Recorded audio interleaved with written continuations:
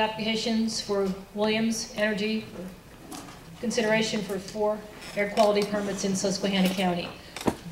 Start off by introducing people and give you a little bit of ground rules as to how we're going to conduct the meeting tonight. Most of you have been to the 2 previous public hearings/meetings, so you're familiar with the layout and how we operate. My name is Colleen Connolly. I'm the regional spokesperson for the Pennsylvania Department of Environmental Protection.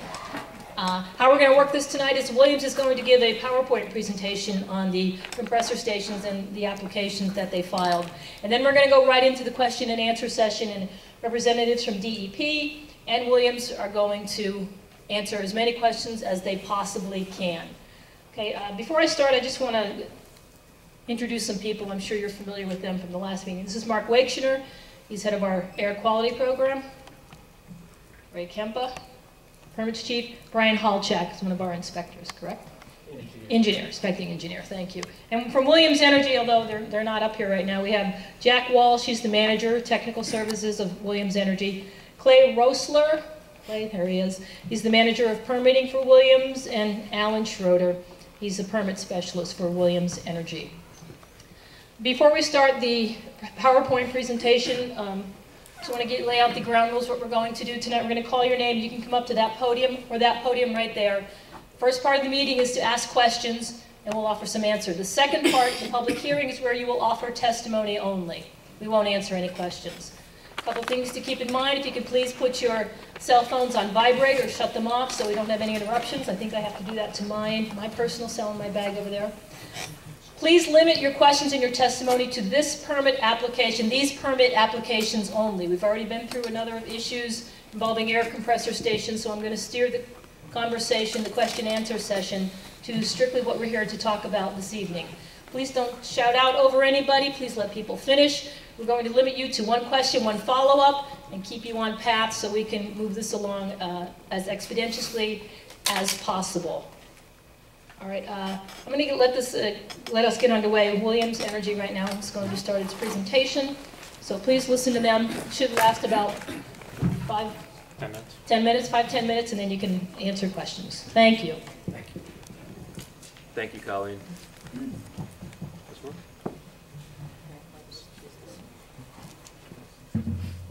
There you go. Thank you, Colleen. As Colleen said, my name is Jack Walsh. I am manager of technical services for Williams. I am also the former senior vice president of field services for Laser Northeast Gathering Company. I'd like to thank you for your attendance tonight and your interest in the 4 plan approval applications that we have in front of us tonight. And I'd like to start with a brief background of Williams. Williams has been in business for more than 100 years, and it's one of the leading energy infrastructure companies in the country. Primarily, operations are focused on the Northeast, where we are today, the Marcellus Shale, the Pacific Northwest, Rocky Mountains, Gulf Coast, and Canada. We have 3 offices in northeastern Pennsylvania. We employ about 70 people, the majority of whom are from this area. I'm pleased to say that I was thrilled to join Williams after they acquired Laser in mid-February. I've had a long history with Williams. I know they're an extremely reputable company, and they do a great job in building and operating infrastructure. This next slide is essentially an overview, a simple overview of the natural gas value chain. And that value chain is different depending on the type of gas that you handle. In northeastern Pennsylvania, we're lucky that it is very simple. As you see, you basically have your wellhead, which is considered your upstream or your exploration and production. That gas moves into a gathering system, which is what we operate. The gathering system is responsible for transporting and making that gas ready for delivery into a downstream pipeline or an interstate pipeline. Some of the things that we do include dehydration of the gas, which is essentially just taking out water or water vapor, and compressing the gas so that it can meet the pressure requirements of the downstream pipelines. Then as you move into downstream, you have the natural gas end users. You know, we all know that the country is undergoing a total transformation in energy. We have an opportunity in front of us to use one of the cleanest burning fossil fuels there is in natural gas. Even though folks in Susquehanna County today maybe can't use natural gas in their home for heating, like a lot of the country does, you're benefiting from today's natural gas and low-priced natural gas environment through the power that you use at your house. 30% of all electric generation comes from natural gas. You can see the rest of the numbers, but residential and commercial, a lot of that is space heating. Industrial applications use natural gas for a feedstock. So the price environment that we're in today benefits us all. You may not have it heating your house, but it is going to work its way through to you in other forms. Why do we need compressor stations? That's a good question. It's a question that we're often asked. The primary purpose of the compressor station is to make sure that the gas, as it is gathered in the field, can meet the pressure required to flow into the downstream pipeline. Today, we're currently delivering our gas into the Millennium Pipeline, which is in Broome County, New York. Millennium Pipeline is running anywhere between 1,000 and 1,100 pounds. What you will typically see in the field, even though you'll hear anecdotally how high the wellhead pressure is, producers don't like to and can't operate at those high wellhead pressures for very long. So we may be gathering gas at 400 or 500 pounds, but we need to get it up to 1,100 pounds to actually deliver it into those pipelines. And I guess hydraulically, an example that I like to tell people is that if you picture Interstate 81 and traffic going down Interstate 81 at 75 miles an hour, if you are natural gas and you're on the on-ramp and you want to get into that pipeline, you've got to be going 75 miles an hour or you can't get into that flow of traffic. And that's essentially what happens from a hydraulic standpoint with natural gas flowing at a lower pressure. We need to compress it and we need to be able to deliver it in at the downstream pipeline pressures. A couple other things that we do at the station, as I mentioned before, we'll remove any water, whether it's free liquids or water vapor. We'll filter out any type of solid or particulate matter, whether it's sand or dust or grease or grime. And we'll also measure the natural gas through the station. This map is a map of the legacy laser pipeline. It's now called the Windsor line. What you can see is there's 10 miles of pipeline on the northern end. That's in New York. That's where our delivery into the Millennium Pipeline is. There's about 23 miles of pipeline through Susquehanna County. And we've got the 4 compressor stations that we have permit applications in today are shown in green. Our Northeast Station, Snake Creek, Kane Road, and Lane Road. And folks will often ask, well, how do you locate these stations and why are they where they are proposed? And essentially, each one of these stations is going to serve as a central delivery point for an amount of gas that is being gathered behind it that the producers are drilling. So each one of these areas is going to have a lot of acreage dedicated to it that is being moved into these central delivery points so that we can compress it and actually deliver it into the pipeline to move it to New York. Relevant components to the permit application, a couple of the emission sources. Compressor engines. Compressor engines are the devices that drive the compressors that actually compress the gas.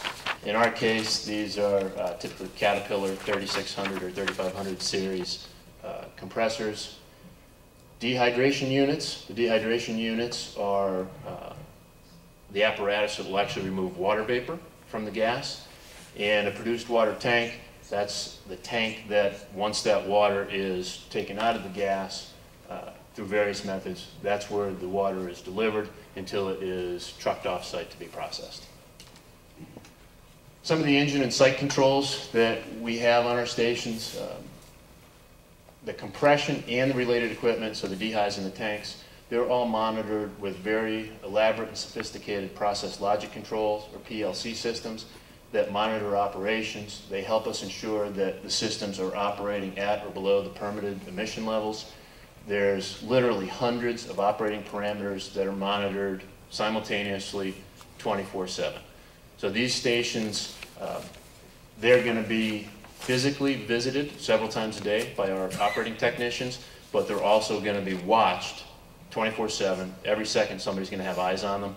And some of the parameters that we look at are temperatures, pressures, differential pressures, things like that that will indicate to us how the equipment is operating, allow us to make decisions either as to whether or not we need to perform maintenance or do investigations, just to make sure that it is functioning as intended, which will help us meet and exceed all of our emission levels. Best available technology for the engines. You've got a couple of emissions that you're concerned about. The first one is nitrogen oxide, or NOx. And one of the ways that you control NOx is through the use of an air-fuel ratio controller. What that controller allows you to do is run a lean fuel mixture. By running a lean fuel mixture, you're able to limit the amount of NOx that is produced from the engine. And the second thing that we use is called an oxidation catalyst. The oxidation catalyst on the engine, very similar to a catalytic converter on your car, is going to control your carbon monoxide, any volatile organic compounds, and formaldehyde. When you combust fuel, you're going to have these things, whether it's your car, your tractor, your combusting fuel, these are the results. So best available technology allows us to control these. This is a bar graph that in blue shows you what the emission level would be for 2 engines. Our permits all have 2 engines in them. So in blue, it shows you what the emissions levels would be without a catalyst. And in red, it shows you what they are after you use a catalyst. So NOx, because NOx is not typically affected by these lean burn engines, it's about the same.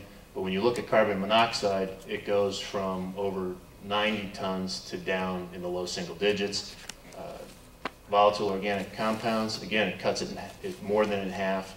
And formaldehyde, which is, I can't read it, HCHO, is almost reduced to nothing. Another question that we get quite a bit is, well, you want to put a compressor station in our area, what is it comparable to from an emission standpoint? So it's sometimes difficult because it's not always apples to apples. You can't just say it's this, and this on NOx and this on VOCs. But what we try to do is get things that are generally the same. A hospital, which is your first picture, is typically less than one of these stations. Something that is comparable is a truck, just a diesel truck. The emissions from a diesel truck are basically the same as one of these engines. A gas station is generally the same, though it gives off a different mixture of emissions. And things that are more than these compressor stations, if you can't tell, that's Penn State University. Significantly higher emissions coming out of Penn State University than any of these stations, and a jet. That's all we had from a prepared presentation, so I'll turn it over to Colleen to start the Q&A.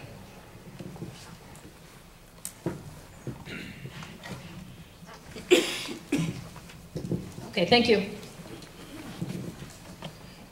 Okay, we're going to start the meeting portion of tonight's event, which is to ask questions. You can come up to this podium or that podium. They should have the sound working, and ask your questions. And I'll call out your name and come up and ask your questions at DEP or Williams, and we'll try to answer it as best we can.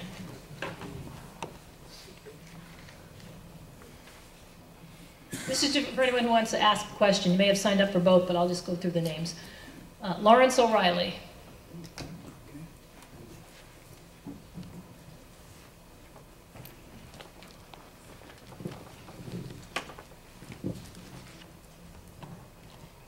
I understand that the decibel, which this gentleman just, oh, I don't know if I can do any of that.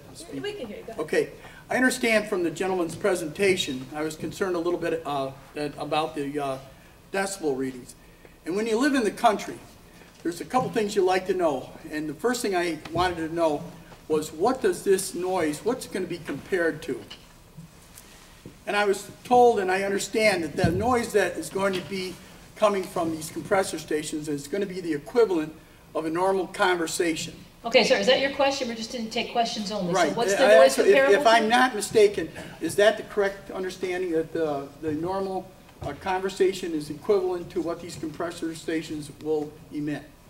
I would say you're probably speaking at 50 or 60 decibels right now. Okay, The ordinance for noise is governed by the county. I mean, it's going to be governed by the state also at some point in time. The ordinance within Susquehanna County is 50 decibels. So we've got to be able to meet or exceed a 50 decibel level. At the nearest residence. okay, so you're saying then the decibel level would not be more than a normal conversation from these compressor stations? That is correct. We've got to be Okay. able to meet that. All right, thank you very much. You're welcome. Thank you, sir. Bob Naramore? My question was just answered. Okay, great. Thank you so much. Tammy Manning?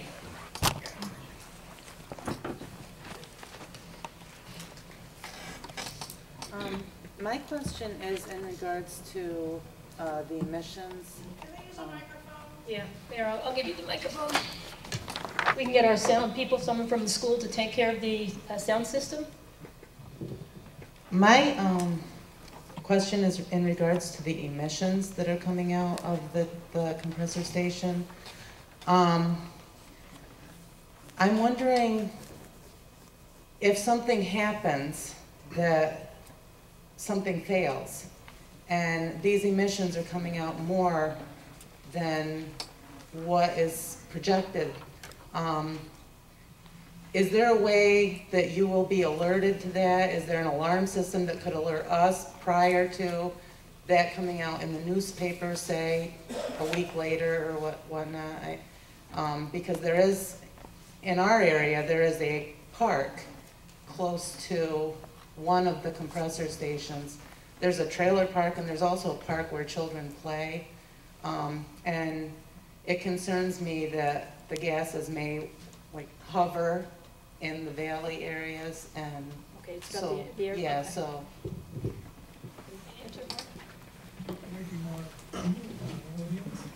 Go ahead, Williams, if you have an answer. If you want to use the microphone, but it should be working.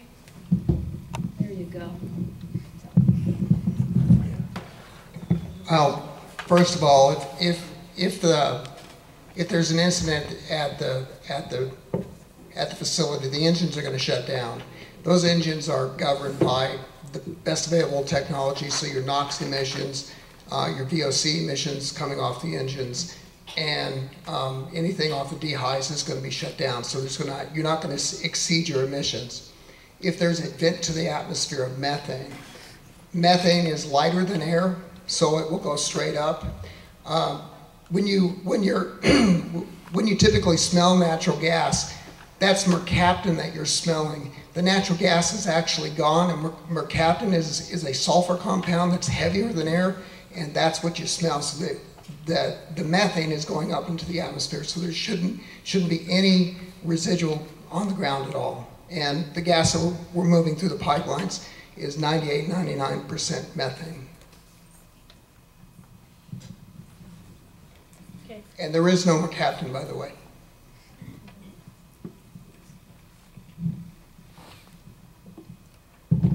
Okay, I believe Mr. Nicolaitis wants to speak. Sorry about that. That's okay.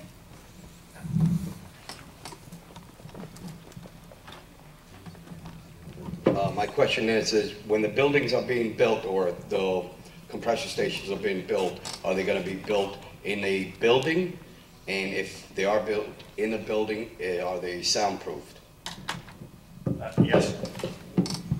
Yes, they're going to be built in a building, and yes, the building is the primary way that we can attenuate the sound and meet the noise ordinance.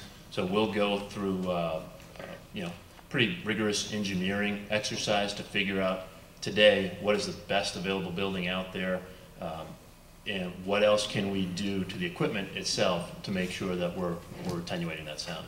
Thank you. Thank you, sir. Next we have Barbara Clifford.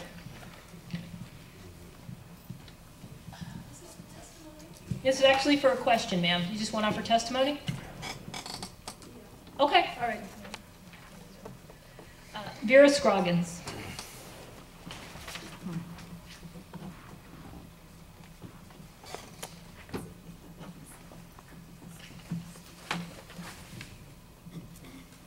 What I'd like to, is this the mic? Right there. What I'd like to ask too is, I'm not clear on how many questions we can ask. One follow-up. One and one follow-up when we're standing here at one time. And then can we come up again? If there's time, go ahead. You're running out of time. Okay, my question is, I'd like to know on the 4 compressor stations, is the land leased or bought? And how many acres are being used for each site? How many acres are being taken up? And the follow-up question would be, how many hours is the site manned? Is it manned 24 hours? Or like at some sites I heard they're only manned for about 8 hours? So that would be Williams. Okay, I guess I would answer the first question by saying we do both, lease and purchase. I don't think I would like to comment on these sites specifically because I think that's personal to the landowners what they're doing. How often are they manned? These sites will have gathering technicians assigned to them that will be there multiple times per day. If they are there performing maintenance or taking readings and calibrations, they may be there for 6 hours, they may be there for 8 hours, they may be there for 10 hours. If there is nothing unusual going on, it's standard operating, they will likely be there for possibly 2 to 3 hours per day. But then the sites are remotely monitored, not only locally, but in the office in Tulsa, so that we see what's happening every minute, every second, and we have alarm parameters set that alert us to any type of anomalous operating conditions that need to be addressed. So then you're saying that they're not manned 24 hours a day. They're manned for periods of time throughout the 24 hours. That is correct. So that would Okay, mean... I think you had your follow-up. And question. he did What- not answer a question that I did ask, which is how many acres are used for each site? It could be anywhere between 5 and 40. 5 to 40? Okay. Thank you. Okay. Mr. Jim Barber. Pass for now. Okay. Jim Grimsley. I'll pass for now. Go ahead and Okay. state the question. Okay. Gloria DiGirolamo. New statement, okay. Tom Sabuski. I hope I'm not. Question already asked. Question was already asked? Okay. Bill Ferrulo. Okay.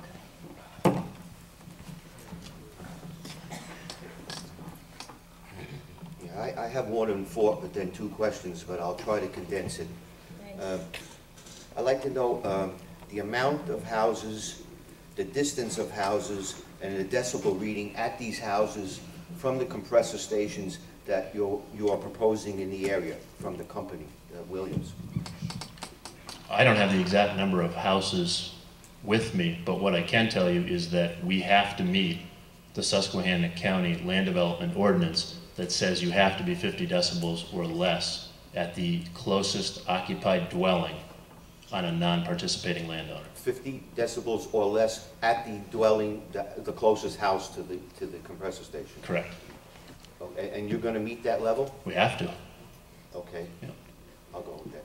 And my second question is for the DEP. I'd like to know if you are considering the cumulative effect of all these compressor stations in northeastern Pennsylvania and in the Marcellus area, and the cumulative effect of all the pollutants that are given off by these stations. And I asked this question once before at another meeting, and I think it's something of major concern. Eventually, right now, if you start counting all these compressor stations, this is still the same question. There's probably about 20 of them going in, and eventually there's going to be about 50 of them. And 50 compressor stations in northeastern PA is going to put a definite difference in our air quality here. And it might even be more than 50. And I'm really concerned on what you're going to do. I mean, what's going to happen here? Right, right now, each site is permitted individually unless there's common ownership and an association between them. But yeah, we're aware of the cumulative effect and we look at that. We have air quality monitoring stations throughout the state that have to show compliance or at least monitor for national ambient air quality standards that are There's two standards, there's primary and secondary. Primary are health-based standards. So we do monitor that. The closest one to here is about 20 plus miles away in the Scranton area. So, you know, and you can go online and look at these readings. They show them hourly readings, and you can go in there and look at all the criteria pollutants that are monitored. So that we do monitor it and keep an eye on it, and we do have people in Harrisburg that, you know, look at this, you know, all the time. Well, okay. Yeah, and we are doing a long-term health-based study down in the Washington County area in Pittsburgh, mainly because that's... This is kind of an add-on to that. I mean, is there going to be a point where you guys start stopping the permitting of these compressor stations, or, I mean, what's the outlook look? Well, I know this is another question, but... The National Ambient Air Quality Center, that's where, if that starts to be exceeded, right now, you know, we're in compliance with all of them, with a lot of leeway, and we monitor that, and we have to report to EPA, and we have to submit state implementation plans to show how we're going to stay in compliance with it. So, right, it's always being looked at. Right, the future, you know, we'll see as this, you know, industry grows. You know, obviously there's best available technology, that standards have been being reduced. So there's other ways, you know, you might have, you know, double the compressor stations, but you might have more newer technology that comes out that reduces the emissions, you know, so much more. So, you know, but we are looking at it. It's not something that we're ignoring. Okay. Thank you, sir. I'm going to call one more name. Howard Hannum, ask a question. Speak only. Speak only? Okay. I believe I've gone through one more name I want to call. Rebecca Rhoda. Rebecca, if you want to come up and ask a question, or if it's just testimony. Okay, Rebecca.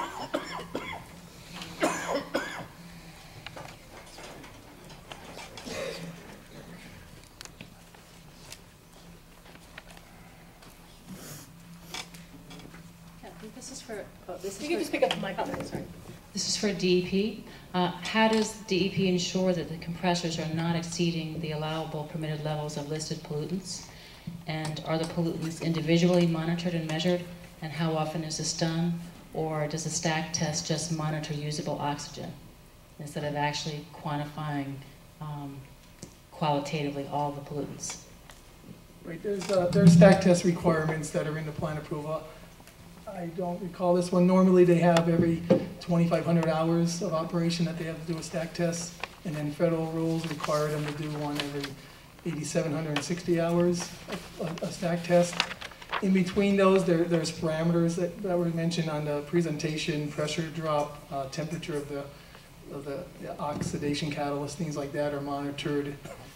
Some once a day, some continuously, and that's one of the parameters that our inspectors look at when they inspect the facilities. What exactly is a stack test? Because I think I had a conversation with you a while ago over the phone where you said it's basically usable oxygen. No, stack test is an independent firm comes out, a stack testing certified firm will come out and they put a probe in the stack where the emissions are being emitted out to the atmosphere, and they collect so much of the gas, analyze it, and determine what the emissions were at that time.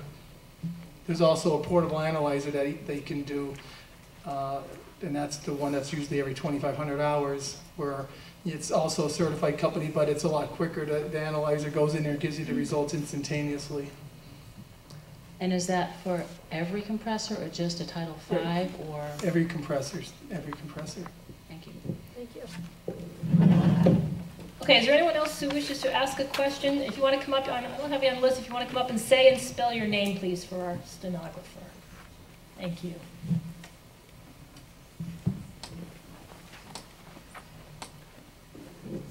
I'm Julia Gaines, Julia Gaines, and my question is for Williams. With the size of your compressor stations, how many compressors are going to be in each building now? And is that building just big enough for those that you're building right now, or are you building a larger building that you will add more later?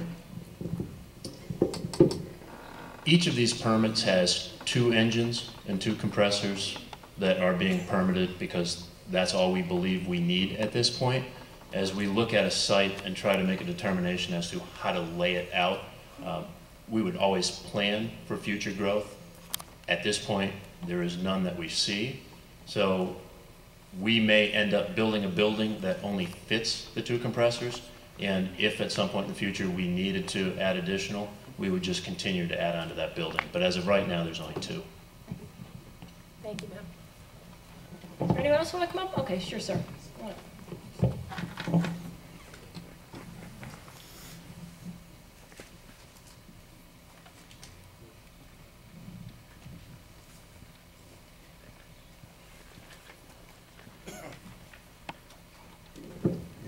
First question is for DEP. Yes, say it by your name. Frank Finan, F-I-N-A-N. Is the air quality in Elizabeth, New Jersey within the safe standards as determined by the DEP? And if our air became that bad, would the PA-DEP consider it safe?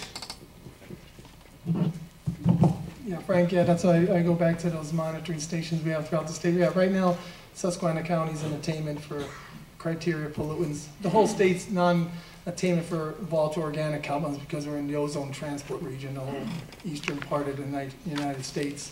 But right, we monitor that, and that's one of the issues. You know, if you see a trend where, you know, what NOx or something else is starting to trend up, then obviously you start looking at what are some of the reasons why. So we look at that all the time, and Harrisburg does as well, and if they notice some trend, you know, we all get into the conversations and go further with that. I don't know if you answered it. If our air smelled like Elizabeth, New Jersey, or Los Angeles, would that be okay? We don't, you know, we have odor regulations. You can't have, you know, objectionable odors outside the property line of a facility, but we look at the criteria pollutants that, you know, EPA has issued national ambient air quality standards for: the NOx, SOx, the CO, particulate, lead, those types of pollutants. So I assume that it would be okay. My other question would be, this is for Williams. If you lease land for a compressor and it gets decommissioned or falls apart, who's responsible for it in 30 years? Is the landowner to clean it up, or do you clean it up? Same with pipelines. Who pulls up the pipelines when you're done on leased property? No, if it is a leased property, the company is responsible to remediate and take that property back to the condition it was in prior to us building something. Judging by what I've seen out west, by the time that comes, people sell it down to smaller and smaller companies. By the time it's rotten and falling apart, nobody owns it. Is that a question, Frank? I'll make it into a question somehow. You're a real limit. You can talk about his testimony. Thank you so much. Anyone else who would like to ask a question or hasn't asked yet, or somebody else? Okay, go ahead, Vera. Go up again? Yeah, I'd like to go up again. Sure.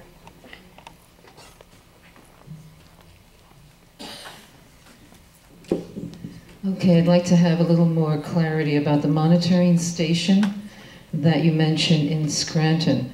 So I'd like to know exactly where it's located in Scranton. Is it in the city of Scranton, outside of Scranton? Because you mentioned 20 miles from here.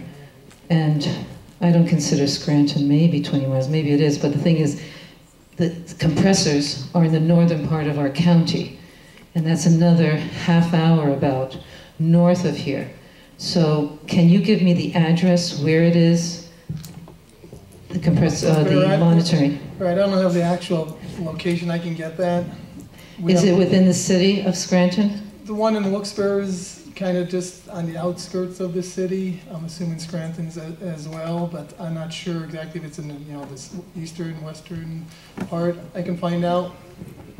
Well, my concern then is that if it's like in Scranton, you're talking from like the compressor stations that are in Forest Lake, that are in Liberty Township. That would be like about 40 miles at least, I would think. So you have a station that's testing air quality 40 miles away. How does that at all connect with our area? How could that pick up anything? And how could that deal with us? I mean, I'm asking... Okay, let's answer the question. Okay. The monitors sample a regional basis in air quality the way it is with the atmospheric, you know, disturbances and all. That's how you monitor it. You have these stations throughout the state at different locations, and it doesn't just monitor what the air quality in Scranton is, it does get a regional perspective of the air quality. So are you planning to put one in our county, since we're going to have at least 20 compressor stations at this point? That's what's being proposed. And as time goes by, you know how that works. Right. Another 10, another 20. So are we going to have one in our county since we're going to be an industrial zone? Those decisions, they're made out of Harrisburg, but it's been talked about. I just don't know what the decisions are in the future. Okay. Can I ask anything more? I'd have to sit down and come back again, unless somebody else have a wants. question? No? Anybody else? Okay, let's let this gentleman. Okay, sure. Thank you.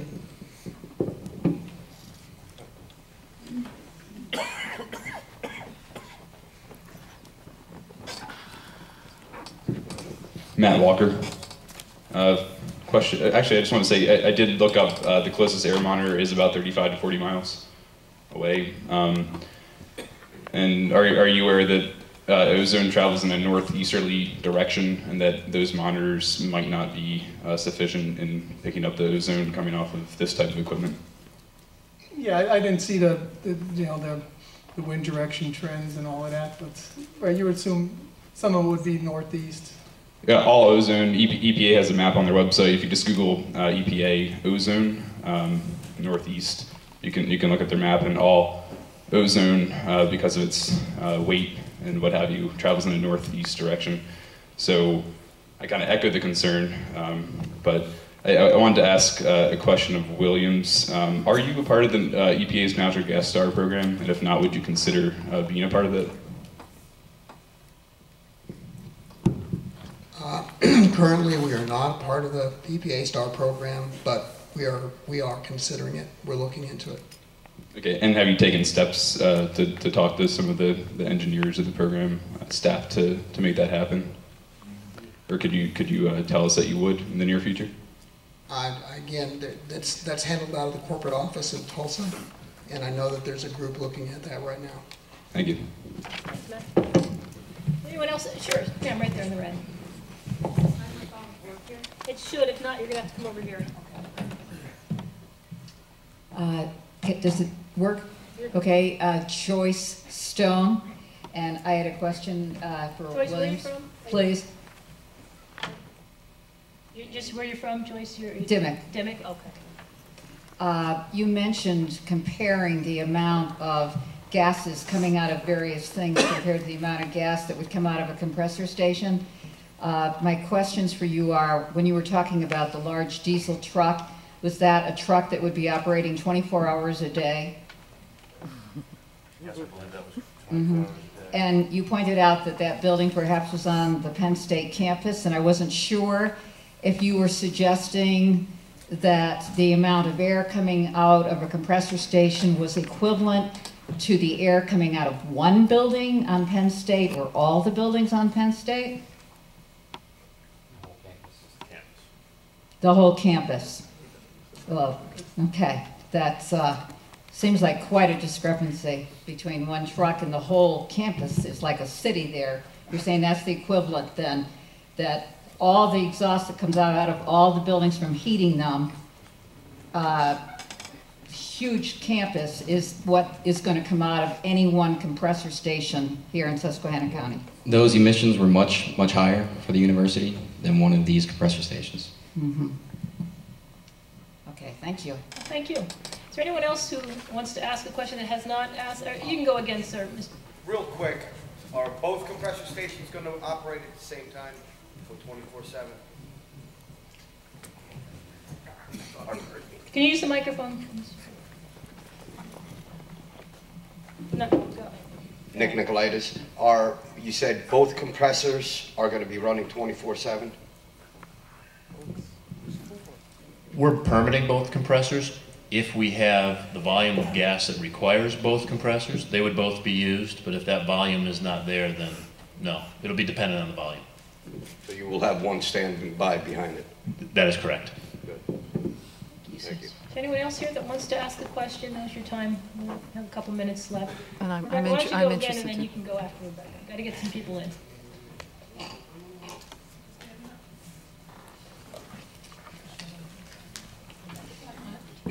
Mr. Williams, I forget, sir, your name, but you were talking about comparable sound, and you were talking about the diesel engine truck running.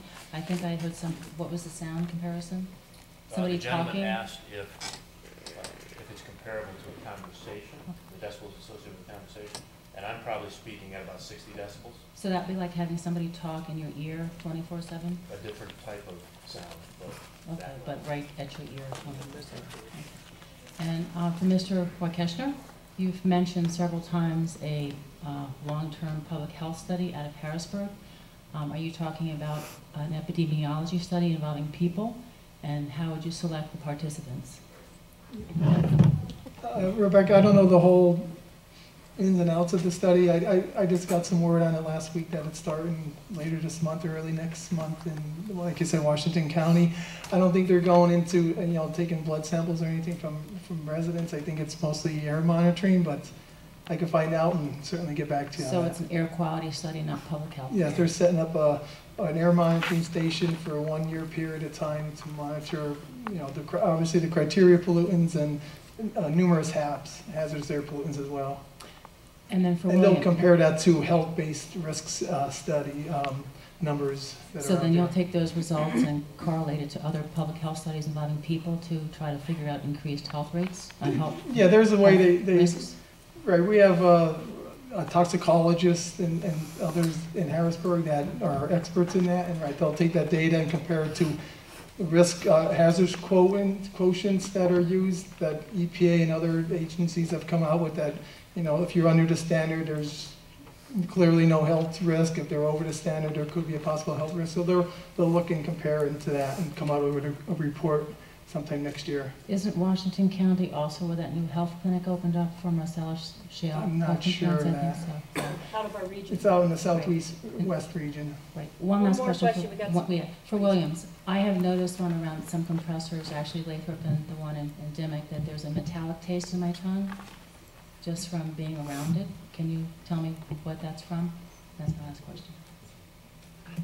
I've never experienced that.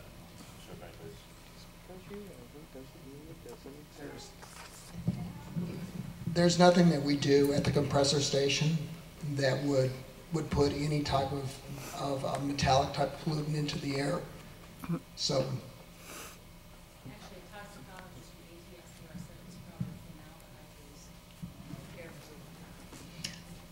Okay, does anyone else have okay. I have another We have another question, and then I believe this gentleman has another question. Try and wrap this up. Go ahead. If there were all these air compressor stations that are being permitted, shouldn't there be more foam trucks in the first response, like the fire department and such, that if there's another explosion or multiple explosions or a catastrophe, that somebody other than Chinchilla would be able to respond to that, somebody closer, like maybe Montrose Fire Department or Silver Lake or one of those fire departments? That's a question you would have to ask the fire departments. It's not something DEP would permit or handle. No, but are you asking? Well, we can comment on that. Sure. I know it was a very important issue and a topic that was discussed at the Lathrop meeting I was not there. 2 weeks ago. But it is, and what's very important to note is that the first responders, they had all the equipment available to them to fight that lube oil fire. That fire could have been put out with water. And through consultation with the first responders, after the incident was assessed and control was gained, it was a request that we had to try to locate a foam unit to put that fire out. They could have put that fire out immediately with water, but they had the situation under control. It was on our request to use a foam unit, so they acquiesced. But one of the conversations, or one of the comments that was made at that hearing was that we are working with the local first responders to try to determine what their needs are and to see how we and the rest of the industry can help prepare them for that. So you have a question? Yeah. That gentleman right there, go ahead.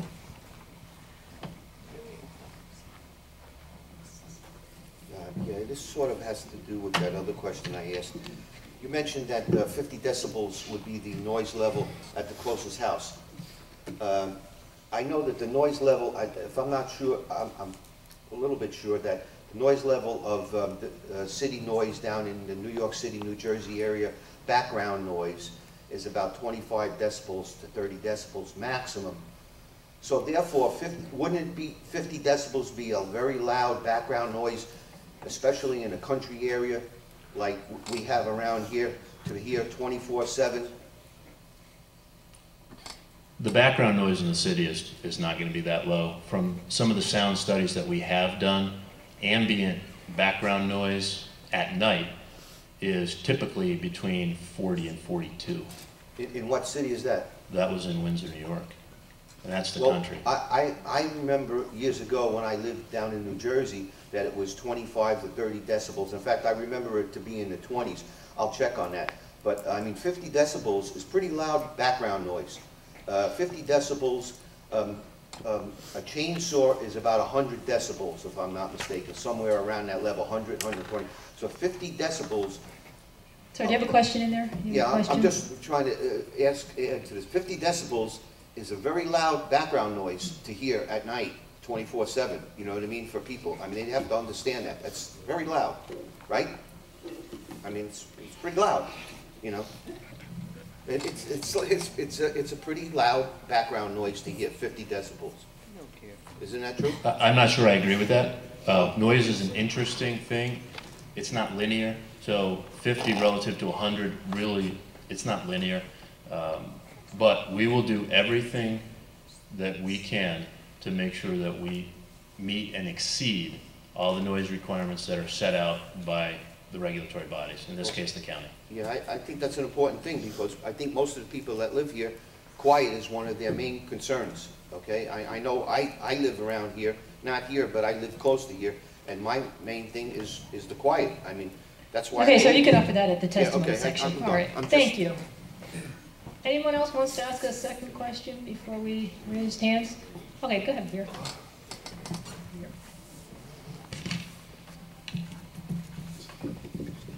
Okay, I have a question about sound also. Now, the site for the Barber Farms, which is holding one of the compressor sites, is right on Route 29, Liberty Township, and I've been passing it when I drive by. They started building the site, from what I can see, and it's right there near the road. And right across from the road is a house. So I'm trying to understand whether, do you have the 300-foot setback? Is there a setback requirement? That would be the first part of the question.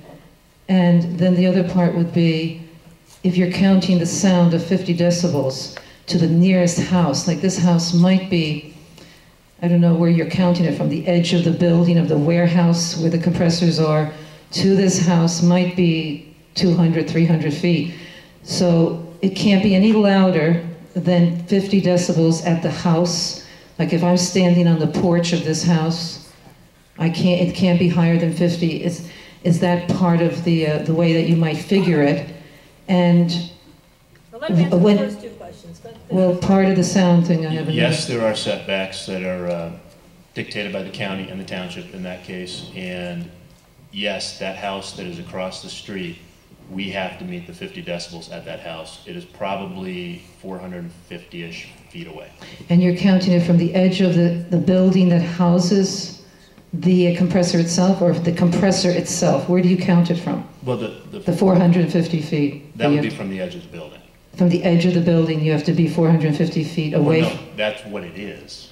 Oh, okay, it is 450 feet. 450 feet away. And then the other part of the question would be is that, you know, it's,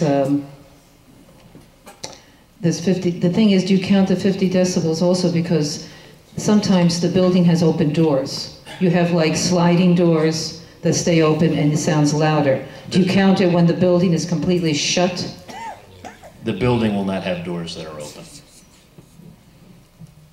So the building will have doors that are open? Every time I've looked at your compressors, they have doors that are open. We don't have any compressor stations that are operating right now on this laser line. Oh, on the laser line, but you do have compressor stations in Susquehanna County?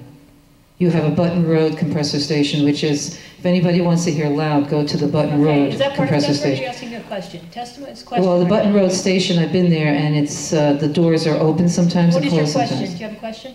So my question is, when the doors, are you counting it, it's only when it's shut, the 50 decibels? And you're saying that's when you counted 50 decibels, when it's shut? We have to meet the 50 decibel regulation from the county. Yes, there are going to be times when people have to open the doors to enter the building or Yeah. to bring in material. Other than that, the doors should be closed. Right, but you're still not answering the question. My question is, are you counting the 50 decibels when the building is shut? Because it sounds quite different than when it's open. When it's open, it's almost like double the sound. So when do you count it? So if I hear the sound double and the doors are open, can we count it at the maximum possible sound decibel? So, And then the door would then be closed. I'm not sure I can answer your question. so you don't know. Sounds like you don't know. Let Is him there- answer the question. Sir, you have a... I'm not sure I can answer her question. The decibel ordinance is there to protect the neighbors and to make sure that the station is not a burden. And the doors should be closed on the stations, so when the doors are closed, you will be meeting or exceeding those readings. And is the sound constant, 24/7? Yes. Okay, is there anyone else that has a question that wants to do a second round of questioning so we can move right along here? Anyone else that hasn't had a chance to come up yet? Okay, we're going to break for about 5-10 minutes so we can regroup, and then we'll begin the testimony part of the question, testimony part of the evening. Thank you.